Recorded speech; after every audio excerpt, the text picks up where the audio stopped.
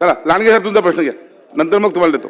हा बोला. अध्यक्ष महोदय, माझा अण्णा एकच मिनिट, अण्णा एक मिनिट ऐका ना, एक मिनिट सगळ्यांनाच विचारायला भेटणार आहे. अण्णा अध्यक्ष महोदय हा प्रश्न काय आहे, याच्यावर कारवाई काय संदर्भात झाली, पाकिस्तानचे सौंदर्य प्रसाधन इथे मिळाली, याच्यावर कारवाई काय झाली हा प्रश्न आहे. हा अर्धा तासाची चर्चा आहे.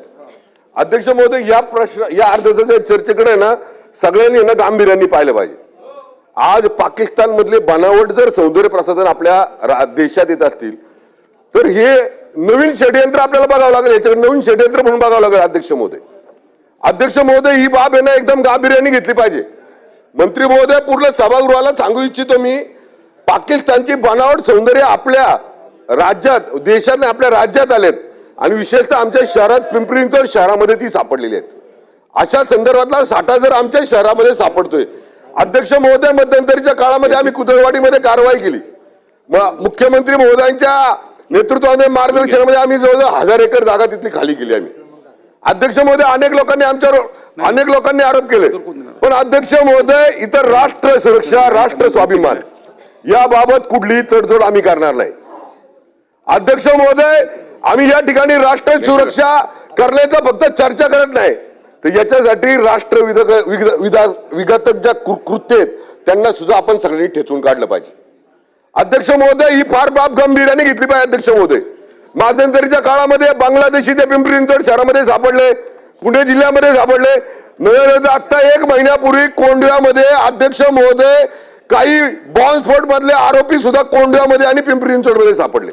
अध्यक्ष महोदय, ही आता लव जिहाद झालं, लँड जिहाद झालं, वोट जिहाद झालं, आता हे प्रशासन हे पाकिस्तानची कॉस्मेटिक जिहाद म्हणजे माणसाच्या शरीरावर अटॅक करणारे जिहाद चालू झालं. अध्यक्ष महोदय, या संदर्भामध्ये सगळ्या सभागृहानं विशेषतः लक्ष देऊन मंत्री महोदय या संदर्भामध्ये गृह खात्याकडे ही केस वर्ग केली पाहिजे.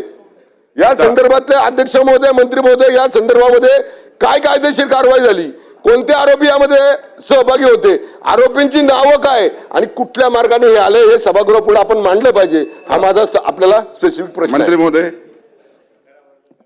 या ठिकाणी सदस्य महोदयांनी जे सांगितलं ते बरोबर आहे.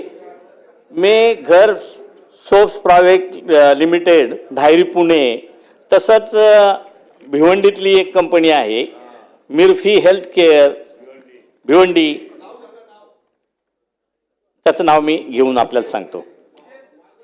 तर अशी जी काही कंपन्यांचा ज्या ठिकाणी माल मिळाला किंवा जिथं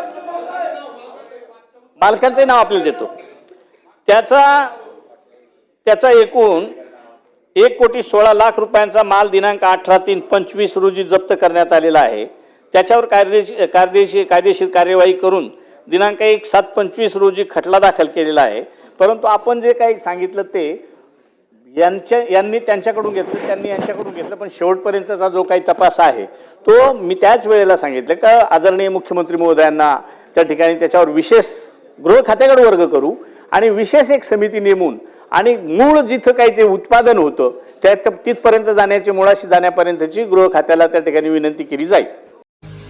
पुणे तसेच पिंपरी चिंचवड परिसरातील महत्त्वाच्या बातम्या पाहण्यासाठी आजच आमच्या डिजिटल PCMC न्यूज चॅनलला सबस्क्राईब करा आणि बेल आयकॉन प्रेस करा.